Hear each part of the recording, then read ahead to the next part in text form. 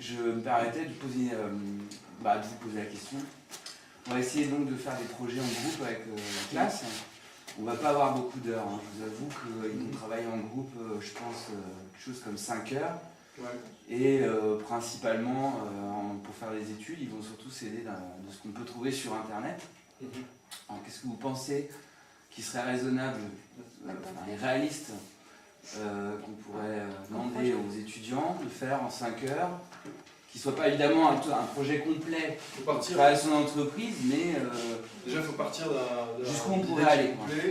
Si nous c'est monter un commerce, partez de quelque chose qui vous aime, parce que c'est quand même plus facile, que vous aimez, parce que c'est plus facile de travailler sur quelque chose qui vous intéresse. Donc partez d'un domaine qui vous intéresse, étudiez ce qui existe aujourd'hui dans le créneau si vous n'avez pas d'idée. Et dites, ah bah ça ils font ça comme ça, moi je peux le faire de manière différente. Ça peut tout être, hein, parce qu'on peut prendre un pressing, il y a des pressings, il y en a partout, et là il y a un gars qui a monté des pressings avec que des produits bio, organiques, etc. Et ça cartonne, il en a ouvert 40 là d'un coup. Donc le pressing il est spécialisé, votre truc il est traité avec des produits bio, organiques, etc.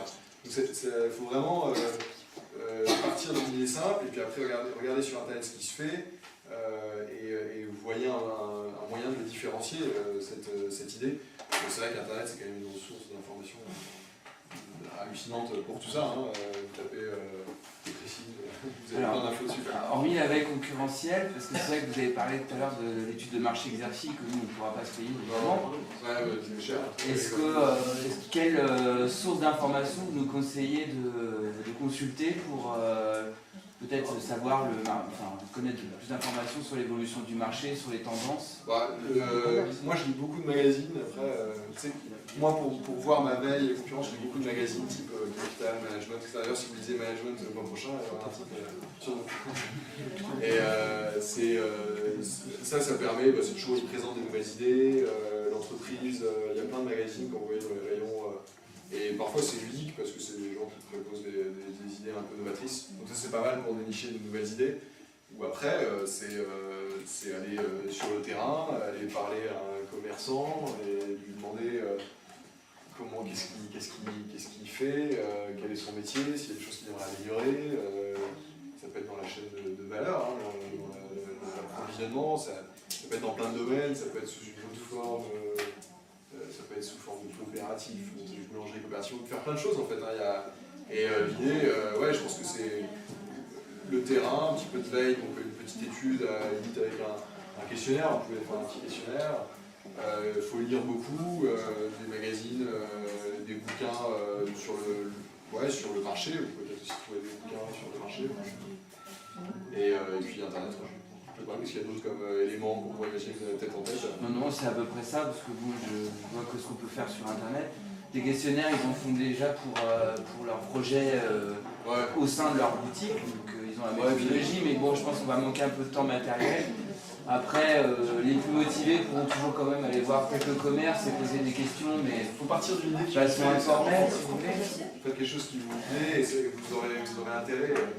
Je sais pas un site où, quand on a une idée, comment on peut savoir s'il n'y a pas quelqu'un en France scolaire qui a la même idée que nous? On ne sait pas.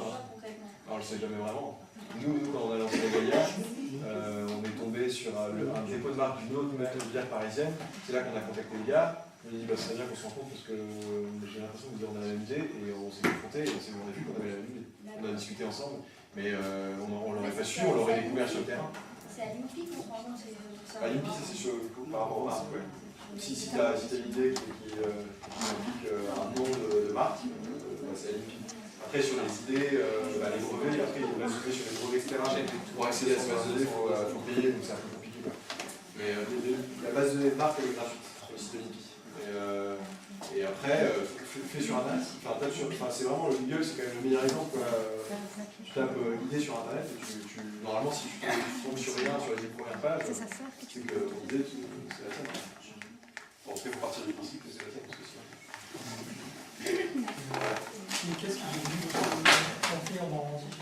On l'a rendu parce que on s'est rendu compte que moi je voulais faire ce projet de bière et je m'embêtais un peu en Normandie parce que c'est en campagne, j'avais pas une chef très active. Donc j'ai.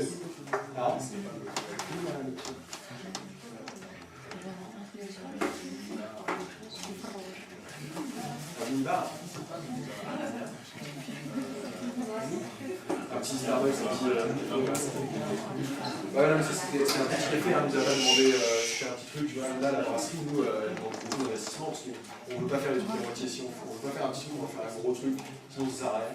Le café, c'était un petit truc, et on l'a mis en vente, parce que mon père, il avait changé de taf, et il avait vraiment plus tout s'en occuper pour le compte, et moi j'avais envie de changer, et on l'a revendu, et il y a eu des acquéreurs. Il y a eu 3 personnes qui se sont montrées intéressées, et en fait on n'a pas gagné d'argent dessus, parce que la revente, ça a remboursé l'investissement à la base.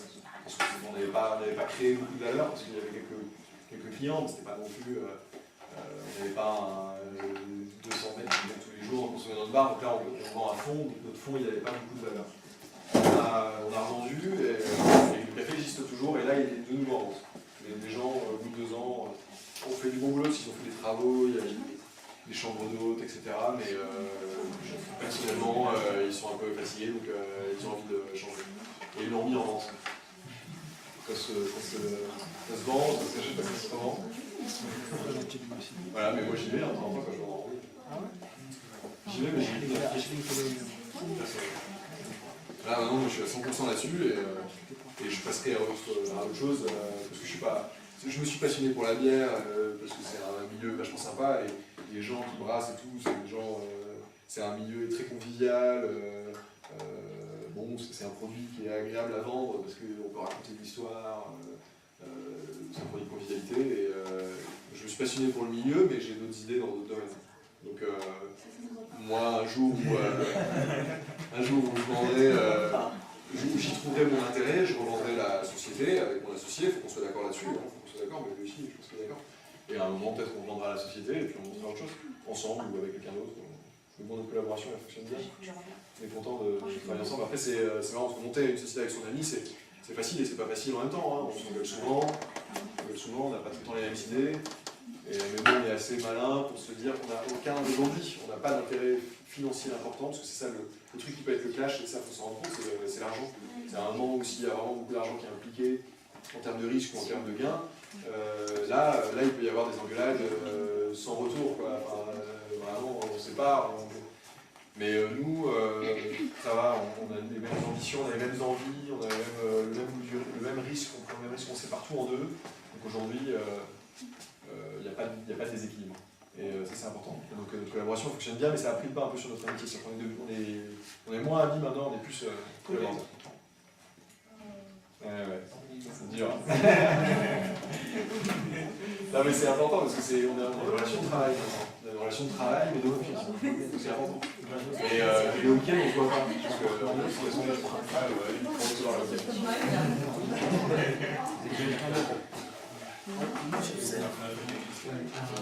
Non, ouais, je sais pas si c'est dans les lycées. Vous en achèterez sur Paris.